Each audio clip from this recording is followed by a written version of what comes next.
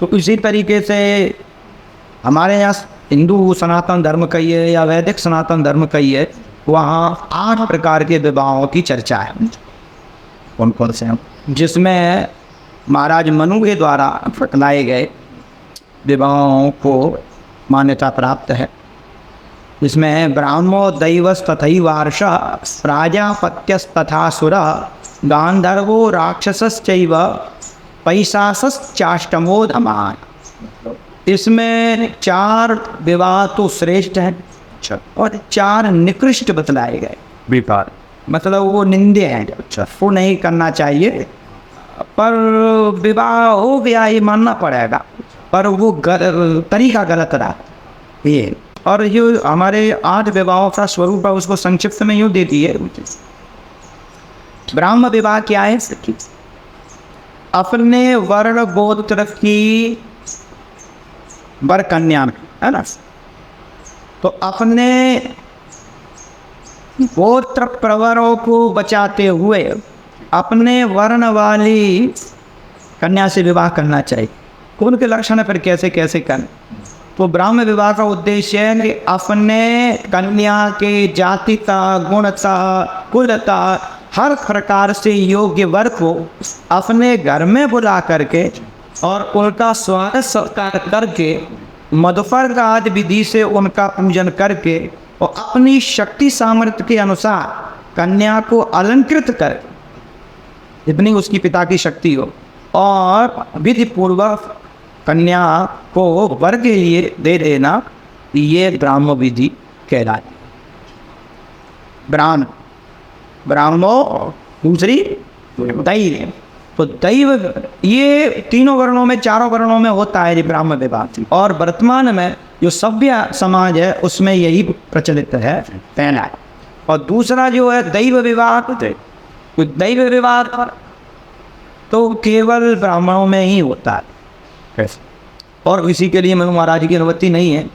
अपने घर पर यज्ञ इत्यादि, सोम यज्ञ है ना, या दर्श पौर्णमास, चातुर्मास, अग्निष्टोम, ज्योतिष्टोम, वाजपेयी, नरमेद आदि यज्ञों में जो आए हुए ऋत्विजों को दक्षिणा के साथ अपनी कन्या भी दे देना, और फिर वो कन्या किस रूप में, पत्नी रूप में कन्या दे देना अपनी, कि वो आप इनको पत्नी बना करके अपने घर पर रखी है दक्षिणा के साथ में, तो वो उसका विवाह कहलाता दैव विवाह। ब्राह्मो दैवस तथैवार्ष। और तीसरा विवाह है आर्ष विवाह। तो आर्ष विवाह है कि अपनी कन्या को वर के पास में ले जा करके, और वो पिता आज्ञा दे देते हैं कि आप ये जो है इन्हें स्वीकार करें, हमारी कन्या आपके योग्य है, जैसे कि करदम महर्षि जी का हुआ था, है ना। तो ये आर्ष विवाह है, और वो ब्राह्म विवाह में अपने यहाँ बुलाया जाता है उसको वर को, ब्राह्मणो दैवस तथैवार्ष। और प्राजापत्य जो विवाह है, प्राजापत्य विवाह में थोड़ा सा अंतर है। कैसे? वो ये है कि वर की सामर्थ्य को देखते हुए हमारी कन्या या ये वर योग्य है, तो यदि तुम हमारी कन्या से विवाह करना चाहते हो तो 2 गऊ और 2 बैल साठ आप हमको दीजिए, हम तुम्हारी सामर्थ्य देखें। तो युग्म गो मिथुन, माने 2 साढ़ और 2 गऊओं को उससे वर से लेकर के पिता और अपनी कन्याओं को देता है। ये प्राजापत्य विवाह होता है, ये भगवान मनु ने लिखा है। भले ही बाद में वो कन्या को ही वो गऊ और साढ़ दहेज में दे दे, लेकिन हमारी कन्या को जो ले जा रहा है इसकी कुछ सामर्थ्य है, ये इसको रख पाएगा, भरण पोषण कर पाएगा। अगर पिता को शंका होती है तो इस रूप में करके वो देता है, तो ये प्राजापत्य विवाह कहलाता है। तो यहाँ ये 4 विवाह श्रेष्ठ है, और इनमें भी चौथे से तीसरा ज़्यादा श्रेष्ठ है, तीसरे से दूसरा श्रेष्ठ है, और दूसरे से पहला श्रेष्ठ है। ये क्रम भी वहाँ बतलाया। अब 4 निकृष्ट विवाहों की चर्चा है। ब्राह्मो दैवस तथैवार्ष, प्राजापत्य तथासुर। और गांधर्व विवाह जो है वो अधम विवाह। गांधर्वो राक्षसश्चैव पैशासस चाष्टमो धर्म। अब गांधर्व विवाह,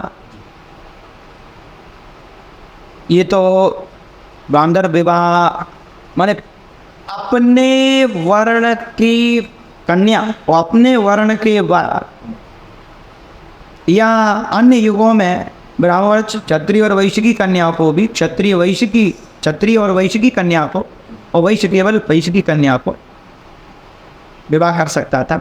और अन्य ब्राह्मण को 3 वर्णों की कन्या से विवाह करने का विधान था। ब्राह्मण की कन्या से, क्षत्रिय की कन्या से और वैश्य की कन्या से भी विवाह कर सकता था। वो धर्म सम्राट स्वामी कृपात्री जी महाराज लिखते हैं भक्ति सुधा में कि उनसे होने वाली संतानें अपने माता के वर्ण वाली होती थी। ये देखो बहुत इसमें विषय है, लेकिन स्वामी जी ने स्पष्ट कर दी तो उनकी पंक्ति वो सर्वमान्य है। तो इसलिए मैंने ब्राह्मणों की 3 पत्नियों से ब्राह्मण से होने वाली संतान ब्राह्मण, क्षत्रिया से होने वाली क्षत्रिय और वैश्या से होने वाली संतान जो है वैश्य कहलाती। वैश्य अलग है, वैश्य अलग है, हाँ ना बिल्कुल। वैश्य माने वैश्य कन्या पत्नी वाह, तो उनसे वो कहलाती। तो इस तरीके से क्षत्रियों को क्षत्रिय और वैश्या कन्या से विवाह करने का अनुमान था, और वैश्यों को केवल अपनी जातिया वैश्या कन्या से ही विवाह करने का अधिकार था। तो इनमें भी अगर उनकी आपस में खूब प्रीति हो जाती है तो प्रीतिपूर्वक विवाह करने पर ये जो है गांधर्व विवाह कहलाता है। फिर बाद में इसके बाद भी ये जो 8वां विवाह है ये तो कन्यादान का हेतु बतला है। इसके बाद जो विवाह की विधि है वो अपने अपने गृहसूत्र के अनुसार पूरी होनी चाहिए हर एक विवाह। ऐसा नहीं है कि ब्राह्मण विवाह हो गया तो दैव विवाह में नहीं होगा। ब्राह्मण विवाह में तो विधान था कि वर को घर पे बुला करेंगे, दैव विवाह में था कि वही कन्या को दक्षिणा रूप में दे दिया। अब कन्या मिल गई, उसको कन्यादान हो गया, पिता के द्वारा प्रदत्त हो गई, लेकिन अब वो उसको परिणीता बनाना है। तो यहाँ बताया गया है कि वो ऐसा ऐसा करने पर वो पत्नी होती है, ऐसा ऐसा करने पर वो परिणीता, ऐसा करने पर वो भार्या होती है। वो इतनी शास्त्र की क्रिया हो जाती है तो वो भुज्ञा कहलाती है। तो अगर ऐसे ही ला करके उन्हें घर पर रख लिया तो वो पत्नी नहीं है। स्वगोत्रा भविष्यते नारी विवाह सप्तमे पर, विवाह में सप्तपदी क्रिया होती है एक, वो क्रिया होने के बाद जो कन्या है वो अपने गोत्र से च्युत होकर के पति के गोत्र वाली हो जाती है, पति के गोत्र को स्वीकार कर ले। गांधर्व राक्षस चाहिए। अब राक्षस विवाह ये जो है, राक्षस विवाह की बड़ी विचित्र बात है। फिर राक्षस विवाह कलयुग में तो निषेध है ही, 4 वर्णों के लिए ही निषेध है, लेकिन कलयुगेतर अन्य युगों में क्षत्रियों के लिए राक्षस विवाह प्रशस्त था। ध्यान दीजिए, कलयुग के अलावा अन्य युगों में केवल क्षत्रिय जाति के लिए राक्षस विवाह प्रशस्त था। इस बात की पुष्टि श्रीमद् भागवत में भगवती रुक्मिणी ने की है। माम राक्षसेन विधनोद वह वीर्य शुल्का, वो पत्र भेजा भगवती ने, तो उसमें लिखा था मुझको राक्षस विधि से आप वर्ण करिए।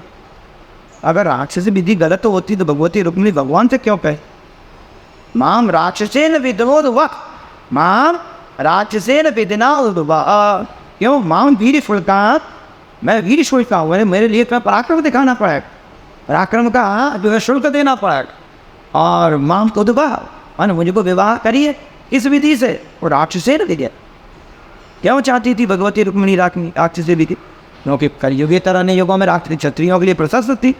ये जो है भगवान मनु की उक्ति। अब इसमें क्या होता है राक्षस विधि में वो देखिए, आपको सुनकर के लग जाएगा कि हाँ बहुत कठिन कार्य है और ये क्षत्रियों के लिए उपयोगी हो सकता है। जैसे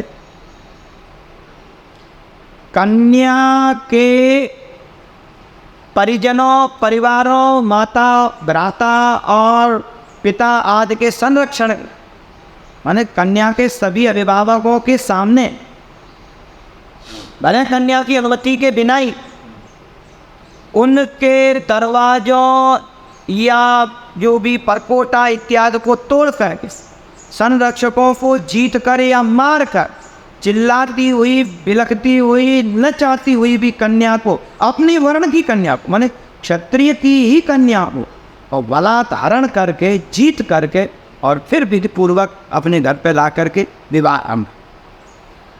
ऐसे नहीं, वेद पूर्वक माने इसमें युद्ध पराक्रम दिखाना पड़े। अच्छा भाई स्वयंवर हो रहा है और आप चाहते हैं कि इस कन्या को हम जीत लें, तो समस्त राजाओं को जीतना पड़ेगा और उस कन्या के परिजनों को जीतना पड़ेगा और अपने बल पौरुष को दिखाकर उसमें आपकी जान भी जा सकते हैं।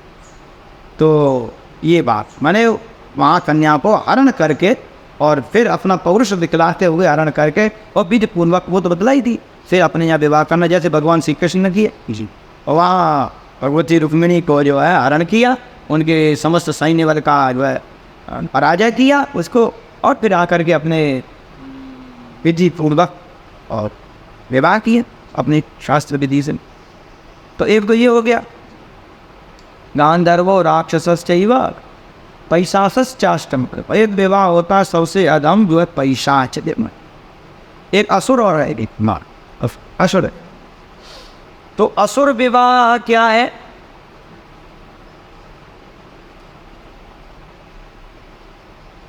क्रीता माने खरीद कर कन्या को जो बेच देते हैं, कन्या विक्रयणो लोभात दंपति नांच कलकनम, जो पद्म पुराण में कहा गया। तो माना कन्या को जो बेच देते हैं और दूसरा वाला जो खरीद लिया, जैसा भी वो अपने योग्य थी नहीं थी, अपने गोत्र की थी नहीं थी, जैसा भी, अब बेचने में क्या पता कौन कैसा है, तो जो खरीद लिया वो विवाह असुर विवाह कहलाता है। जिससे राक्षस विवाह से भी निंद्य है, राम जो है गांधर विवाह भी निंद्य है, निंद्य विवाहों में उससे भी ज़्यादा निंद्य हो गया राक्षस। लेकिन वो कलयुग तर ब्राह्मण और क्षत्रियों के लिए था, ये तो बता ही दिया, पर अभी निंद्य है सबके लिए, और उससे भी निंद्य हो गया असुर विवाह। और सबसे ज़्यादा अधम है वो पैशाच विवाह अधम है। वो क्या है? अपनी रक्षा इत्यादि करने में असमर्थ, सोती हुई या अचेत मूर्छित कन्या के साथ में छल पूर्वक मैथुन इत्यादि करके उसे स्वीकार कर लेना, ये सबसे अधम है। माने कोई कन्या है उसको नशा पत्ता करा करके या अचेत अवस्था में कोई झांसा दे करके उसको अगर कोई ले आता है, हरण कर लेता है, अपने यहाँ ले आता है, या जो है उसको बलात्कार कर देता है, मन मैथुन इत्यादि कर करके और फिर अपने घर से ला करके रख लेता और पत्नी बना के रखता, फिर बाद में तो वो जो विवाह पैशाच का है, पिशाची विवाह है वो, और वो सब में निकृष्ट है। हिंदू समाज का माने वो सबसे निकृष्ट विवाह है और वो नहीं होना चाहिए, उसकी अनुमति शास्त्र नहीं देते।